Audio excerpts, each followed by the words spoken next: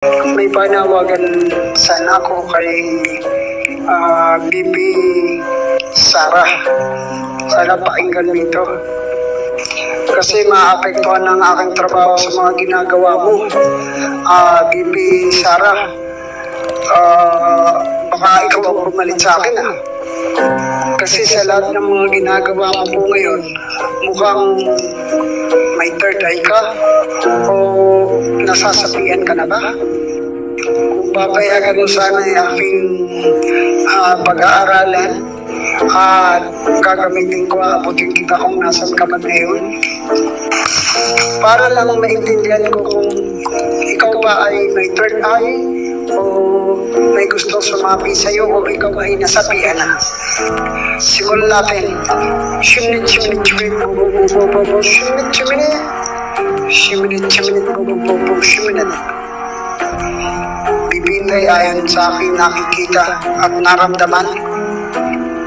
Hindi ba naman nakabukas ang third eye mo?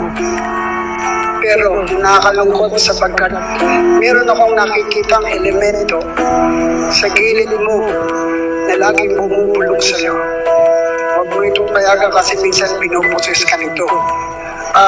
Nakita ko rin na minsan hindi ka naman pinapasok ng elementong ito. Kaya dalawang bagay lang ang naintindihan ko ngayon. Na ikaw ay hindi ka poses pero ikaw ay nagpapanggap.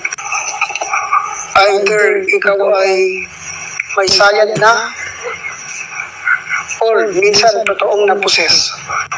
Pero hindi ko makita na napuposes ka. Mukhang yung may sayad, makatotohanan pa. Kaya BP, huwag ka na magpanggap, maawa ka po sa akin, mawawalan ako ng trabaho.